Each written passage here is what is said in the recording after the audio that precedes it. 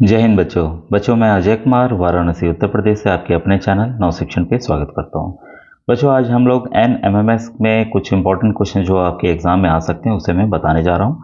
और जो भी बच्चे अभी व्हाट्सएप ग्रुप ज्वाइन नहीं किए व्हाट्सएप ग्रुप ज्वाइन कर लें। वीडियो के डिस्क्रिप्शन में बच्चों लिंक मिल जाएगा। बच्चों ये देखिए कई पेपर्स ऑलरेडी मैंने बताए हुए हैं और आपको अपने यूट्यूब चैनल पर नव शिक्षण टाइप करना है और ये जो लिखा हुआ है इसको आपको क्लिक करना है। इस पर क्लिक करते ही बच्चों काफ़ी ऑप्शंस आपके आज सामने आ जाएंगे, वीडियो, शॉर्ट्स, लाइव और प्लेलिस्ट। ठीक है, तो आपको प्लेलिस्ट पे क्लिक करना है। जैसा आप जानते हैं बच्चों की मध्य प्रदेश के बच्चों की 1 तारीख को है, वैसे ही बिहार के बच्चों का पेंडिंग है, अन्य राज्यों के बच्चों का पेंडिंग है। तो सेम सिलेबस बच्चों सब जगह आता है। और इसमें देखिए आए हुए जो अभी यूपी का हो चुका है, हरियाणा का हो चुका है, मैंने पेपर बताया हुआ है। ये किसी भी राज्य में आ सकते हैं। जैसे मैं हर एक वीडियो में बताता हूँ कि सेट के जो हैं आपके 90 प्रश्न आएंगे। ठीक है, जिसमें विज्ञान, सामाजिक विज्ञान और गणित के प्रश्न होते हैं और मानसिक योग्यता यानी कि मैट के 90 प्रश्न आते हैं। तो जिस भी राज्य का बच्चों मिले आप उसको जरूर आप। ठीक है, और ये देखिए अब प्लेलिस्ट में आप देखिए 2025 का आपने देखा, लेकिन जिस भी टॉपिक में आपको दिक्कत है बच्चों मैं कहूँगा आप उसी की तैयारी कीजिए। अगर आपके छोटे भाई बहन नवोदय की तैयारी कर रहे हैं तो आप उसका भी बच्चों वीडियोज़ यहाँ पे पड़े हुए हैं। बिहार राज्य का देखिए अलग प्लेलिस्ट है, मैंने काफ़ी जिलों का पूरा डाटा भी बताया हुआ है, उसका प्रश्न पत्र भी यहाँ हल किया हुआ है। और यहाँ से बच्चों सॉल्व पेपर है, यहाँ से आप 2023 का देख सकते हैं। देखिए मध्य प्रदेश का यहाँ दिख रहा है, तो ये भी मैंने सॉल्व करके बताया हुआ है। तो आपको बच्चों काफ़ी यहाँ मदद मिलने वाली है। और जो मेन आपको बच्चों मानसिक योग्यता के 90 प्रश्न आते हैं उसकी प्लेलिस्ट आप जरूर देखिएगा, क्योंकि उससे आपके बच्चों एकदम तैयारी यहाँ पर अच्छे से हो जाए। 90 प्रश्न उसी से आपके आ रहे हैं। ये देखिए मानसिक योग्यता की प्लेलिस्ट है जिसमें कुल 84 वीडियोज़ हैं। तो जब इसको ओपन करेंगे बच्चों तो हर एक प्लेलिस्ट दिख जाएगी। तो जो पैटर्न आता है वो मैंने यहाँ पर बताया हुआ है। जैसे यहाँ पर देखिए कोडिंग, डिकोडिंग, दिशा संबंधी प्रश्न आपके आ गए। ठीक है, आंकिक श्रृंखला, लुप्त पद ज्ञात करना, गणितीय संक्रियाएं, रिश्ता नाता, क्रम, कैलेंडर, तो सभी कुछ वेन डायग्राम सभी कुछ यहाँ मैंने बच्चों बताया हुआ है। ठीक है, तो और यहाँ पे साथ ही साथ बच्चों यहाँ विज्ञान के देखिए 165 वीडियो हैं, इसे आप देख सकते हैं। गणित के 101 वीडियोज़ हैं, ये आप देख सकते हैं। और सामाजिक अध्ययन के 126 वीडियोज़ हैं, यहाँ से आप बच्चों तैयारी कर सकते हैं। तो ये मत सोचिएगा कि बच्चों पुराने प्रश्न इंपॉर्टेंट नहीं है, ये काफ़ी इंपॉर्टेंट है बच्चों। ठीक है, तो आइए कुछ अब प्रश्नों को वीडियो को स्टार्ट करता हूँ। बच्चों जहाँ समझाने लायक टॉपिक रहेगी उसे मैं थोड़ा समझाऊंगा, बाकी आप प्रश्नों को फटाफट देखते जाइए। आपका कम समय में हम लोग ज़्यादा क्वेश्चंस को कवर करने वाला है। पहला क्वेश्चन है, इंग्लिश हिंदी दोनों दिखेगा। तो विद्युत धारा के तापीय प्रभाव पर आधारित सुरक्षा युक्ति को कहते हैं। तो बच्चों इसे कहते हैं हम लोग विद्युत फ्यूज।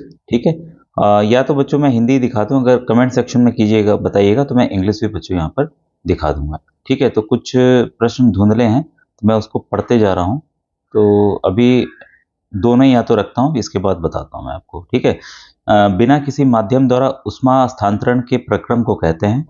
तो बच्चों इसे कहते हैं विकिरण यानी कि रेडिएशन। जिसमें देखिए जो कई बार सवाल बदल के आ सकता है कि सूरज की जो रोशनी आ रही है वो किस तरह से आती है या किस इसके माध्यम में किसको माध्यम की आवश्यकता नहीं पड़ती, तो सूरज की रोशनी को नहीं पड़ती है, विकिरण उसमें आपका आंसर होगा। ठीक है, इसके बाद है कीटों को पकड़कर अपना आहार बनाने वाले पादप का नाम है। तो जो प्लांट है जो कि कीड़े खाते हैं, तो इस पे कई प्रश्न बदल के भी आए हुए हैं। ये है घटपर्णी यानी कि पिचर प्लांट। ठीक है, तो इसमें ध्यान रखिएगा ये क्यों खाते हैं कीड़े मकोड़ों, क्योंकि मिट्टी में बच्चों जो है नाइट्रोजन की कमी रहती है, इस वजह से ये खाते हैं। तो इस पॉइंट को भी याद रखिएगा कि कभी ये सवाल बदल के इस तरह से आ सकता है। हीमोग्लोबिन किस प्रकार की कोशिकाओं में पाया जाता है? Haemoglobin is found in which of the following sales? तो आपको पता है बच्चों कि लाल रक्त कण यानी कि जो आरबीसीज हैं वही बच्चों हीमोग्लोबिन को कैरी करते हैं, वही ऑक्सीजन का हमारा वाहक है और कार्बन डाइऑक्साइड को भी वापस लेके हमारे लंग्स के पास तक वही लेकर आता है। इसके बाद है बीजाणु उत्पन्न करने वाले एक पादप जीव है। The plant organism that produces spores is called. तो ये जो 4 ऑप्शन है बच्चों उसमें से जो सही आंसर है वो option number B, double OD का फुफून। ठीक है, इसके बाद है आपका नेक्स्ट क्वेश्चन, जिस प्रतिबिंब को पर्दे पर ना प्राप्त किया जा सके वह कहलाता है? The image which can not be obtained on A screen is called. तो उसे बच्चों हम लोग कहते हैं आभासी प्रतिबिंब यानी कि वर्चुअल इमेज, मतलब वो नकली इमेज है एक तरह से। ठीक है, रियल नहीं है। इसके बाद है प्रश्न, वह क्षेत्र जिसमें जंतु अपने प्राकृतिक आवास में संरक्षित रहते हैं कहलाता है? The area in which animals are protected in their natural habitat is called. तो इसे कहते हैं बच्चों अभयारण्य यानी कि सेंचुरी। ठीक है, क्वेश्चन 8 है, यह कैसे निश्चित करेंगे कि कोई एक वस्तु दूसरी वस्तु से अधिक तेजी से गतिशील है? कैसे भाई जान पाएंगे? ठीक है, ये जान पाएंगे हम दोनों वस्तुओं की चाल से। अगर कोई आगे पीछे चलता रहेगा, ठीक है, तो हमें भाई पता चल जाएगा ना। ठीक है, अब आपका नेक्स्ट क्वेश्चन है बच्चों, क्वेश्चन नंबर 9। जब एक वस्तु दूसरी वस्तु पर सरकती है तो एक बल उत्पन्न होता है जो दोनों पृष्ठों के बीच सापेक्ष गति का विरोध करता है। इस बल को क्या कहता है? तो बच्चों ये फ्रिक्शन, फ्रिक्शन के ऊपर काफ़ी बार देखिए ये भी प्रश्न जो है बदल के आया हुआ है, काफ़ी बार बदल के आते भी है। ठीक है, तो ये है बच्चों घर्षण बल, यानी कि फ्रिक्शनल फोर्स की वजह से ऐसा है। ठीक है, और इसमें कई बार आता है कि कौन सा 3 तरह के फ्रिक्शन होते हैं, तो इससे मैंने बताए हुए, तो आप प्लेलिस्ट के विज्ञान में देखेंगे और सवाल ही बदल के आएगा बच्चों, मुझे लगता है। कंपन करने वाले वस्तु द्वारा 1 सेकंड में किए गए कंपनों की संख्या को उसकी डैश कहते हैं। ये बच्चों सेम सवाल जो है आपके आया है UPNMMS में, आप देख सकते हैं, मैं ओरिजिनल पेपर दिखाया हुआ है, सेम सवाल आया हुआ है, जबकि ये उत्तर प्रदेश के NMS का पेपर नहीं है, ये मध्य प्रदेश का है। ठीक है, तो आप इससे जान सकते हैं कि किस तरह के सवाल बदल के आ सकते हैं। ठीक है, तो इसका जो सही आंसर है बच्चों है आवृत्ति, ऑप्शन नंबर ए। ठीक है, कंपन करने वाली वस्तु द्वारा 1 सेकंड में किए गए कंपनों की संख्या को उसकी आवृत्ति कहते हैं। ठीक है, क्वेश्चन नंबर 11 है आपके सामने। जब कांच की छड़ को रेशम के कपड़े से रगड़ते हैं, ये काफी इंपॉर्टेंट क्वेश्चन है, कौन सा चार्ज आएगा, ये पूछा गया है अन्य राज्यों की भी परीक्षाओं में। ऑप्शन नंबर बी बच्चों सही है, छड़ जो है धन आवेशित और कपड़ा जो है ऋण आवेशित हो जाएगा। जो रॉड है वो उसमें क्या आ जाएगा, पॉजिटिव चार्ज। ठीक है, और जो कपड़ा है, क्लॉथ है, उसमें आ जाएगा बच्चों नेगेटिव चार्ज। ठीक है, तो इसको आप जरूर अलग से नोट डाउन कर लीजिए, वेरी इंपॉर्टेंट बच्चों। ठीक है, इसके बाद है आपतन कोण परावर्तन कोण के बराबर होता है, angle of incidence is angle of reflection. तो ये बच्चों जो नियम है वो सदैव के लिए है। अब मिरर पे देखिए, मिरर वाले प्रश्न बार बार आते हैं। ठीक है, मान लीजिए कोई इंसिडेंट रे है और ये रिफ्रैक्टेड रे, मतलब किरण ऐसे आई और ऐसे चली गई।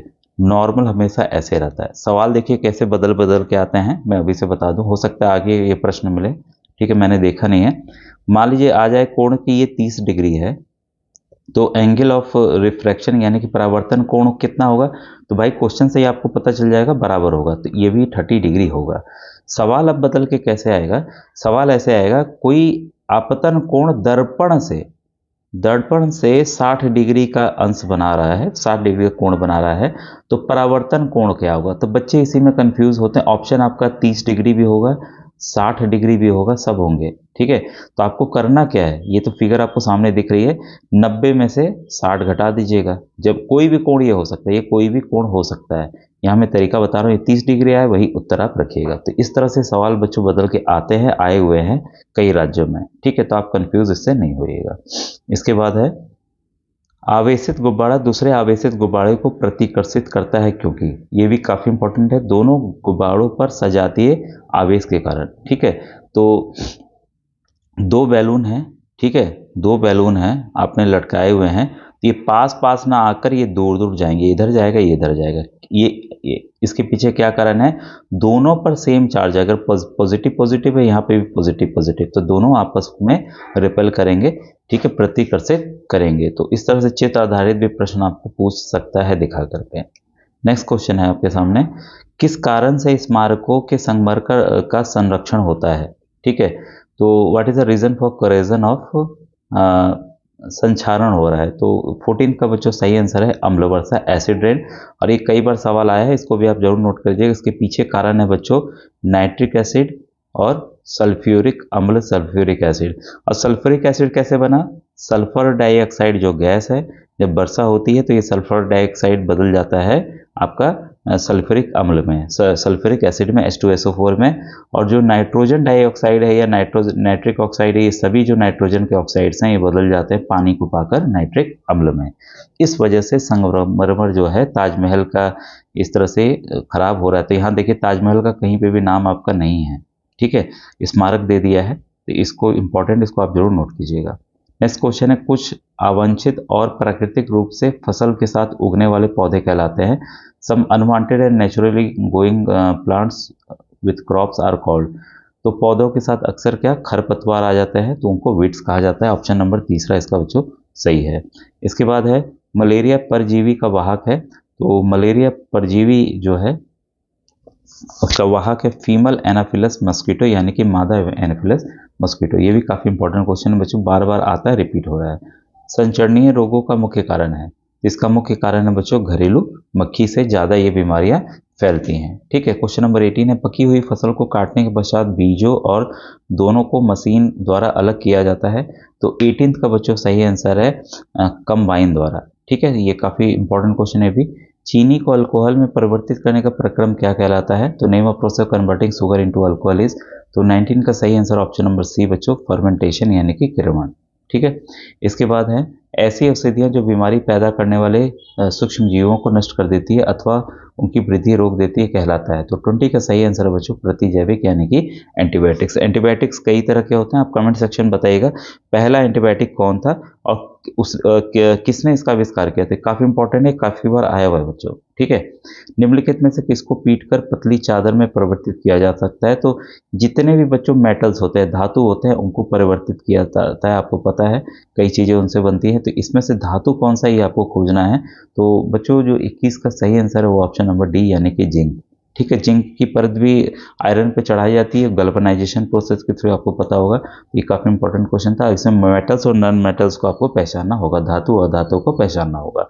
धातुएं अम्लों से अभिक्रिया करके डैश गैस बनाते। कोई भी मेटल बच्चों, कोई भी मेटल अगर किसी भी अम्ल के साथ रिएक्शन कर रहा है, ठीक है, कोई भी अम्ल यानी कि मान लीजिए मेटल में कोई भी हो सकता है, सोडियम हो सकता है, पोटेशियम हो सकता है, ठीक है, कोई भी मेटल्स हो सकता है। अगर किसी भी अम्ल के साथ ये रिएक्शन कर रहा है तो हमेशा और हमेशा ये आपका हाइड्रोजन गैस बच्चों रिलीज होगी, आप ध्यान रखिएगा।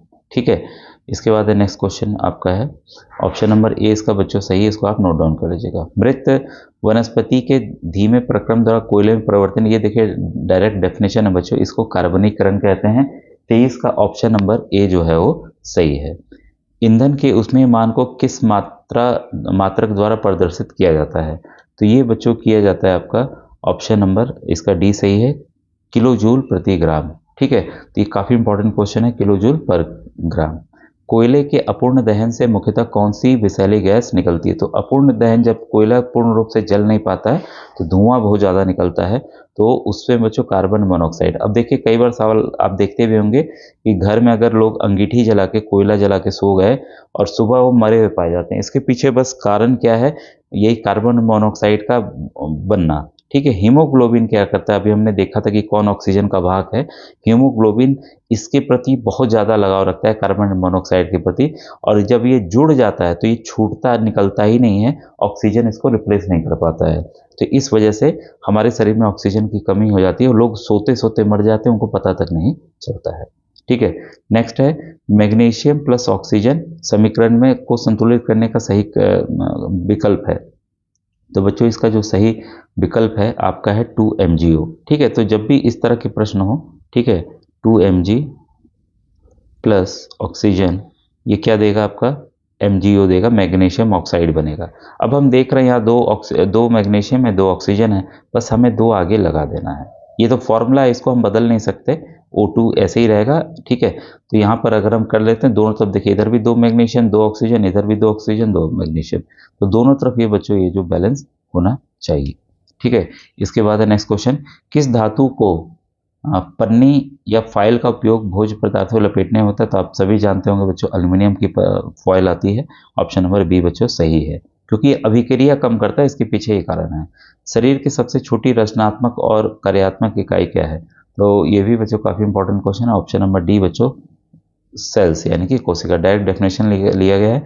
निम्न में से कौन सा विकल्प उष्णकटिबंधीय क्षेत्रों का सर्वश्रेष्ठ वर्णन करता है? तो ये बच्चों इसका सही आंसर है गर्म और आर्द्र यानी कि हॉट और ह्यूमिड यहाँ का टेम्परेचर होता है। ठीक है, निम्न में से किससे ऊन प्राप्त नहीं होती है? तो ऊन जो है बच्चों प्राप्त नहीं होगी घने बालों वालों कुत्तों से, बाकी सभी से हम लोग याक, ऊंट और बकरी से प्राप्त करते हैं। फिर है धनुष को खींचने के लिए धनुर्धर द्वारा लगाए गए बल का उदाहरण है। तो बच्चों जो धनुष जिस तरह से जाता है उसमें पेशीय बल लगाया जाता है, यानी कि मस्कुलर फोर्स यहाँ पर लगाया जाता है। ठीक है। इसके बाद ध्वनि किस माध्यम से संग नहीं करती, तो देखिए जो लाइट है, विकिरण है, वो तो निर्वात और सबसे करता है। ध्वनि जो है, ध्वनि पे बच्चों सवाल हर वर्ष आते हैं, हर एक तरह से आते हैं, तो निर्वात में नहीं करेगा, यानी कि वैक्यूम में नहीं करेगा। ये भी कभी कभी आ जाता है कि सबसे तेज गति कहाँ होगी, सबसे तेज गति बच्चों ठोस में होगी, ध्वनि की याद रखिएगा। इसके बाद जल यानी कि द्रव में होगी, इसके बाद हवा में होगी। ठीक है, तो ये क्रम भी आप याद रखिए, कभी कभी आता है। ठीक है, एग्जाम्पल दे देंगे कि किस में करेगा, किस में नहीं होगा, या किस में तेज जाएगा। ठीक है, इसके बाद है किस ग्रह को सुबह का तारा या शाम का तारा कहते हैं, तो ये भी काफी इंपॉर्टेंट क्वेश्चन बच्चों, शुक्र ग्रह यानी कि वीनस ग्रह को कहते हैं। इसके बाद है निम्न में से कौन सा गैर जैव निम्ननीय है। ठीक है, बायोडिग्रेडेबल है। कुछ देखिए हिंदी क्लियर नहीं दिख रही है, इसलिए मुझे भी दिक्कत हो रही है। ये बच्चों प्लास्टिक, बाकी सभी जो है गल जाएंगे। ठीक है, अग्निशमन के उपयोग में की जाने वाली गैस है, तो इसमें हम लोग गैस यूज करते हैं बच्चों कार्बन डाइऑक्साइड। कार्बन डाइऑक्साइड वही करता है, ऑक्सीजन को रिप्लेस कर देता है। आपको पता है कोई भी चीज़ जलने के लिए, अगर हम कोई चीज़ जला रहे हैं तो उसके लिए ऑक्सीजन गैस मस्ट है। तो ये जब हम उसको अग्निशमन यंत्र से करते हैं, तो उस चीज़ यहाँ से ऑक्सीजन को काट के कार्बन डाइऑक्साइड की अधिकता बढ़ जाती है, जिससे ऑक्सीजन इसके पास तक पहुँच नहीं पाता है, और जो आग जलती रहती है बुझ जाती है। बच्चों आज का वीडियो कैसा लगा ज़रूर आप मुझे बताइएगा, और काफ़ी प्रश्न और हैं, तो हम लोग उसको नेक्स्ट वीडियो में हम लोग देखेंगे। ठीक है बच्चों, थैंक यू वेरी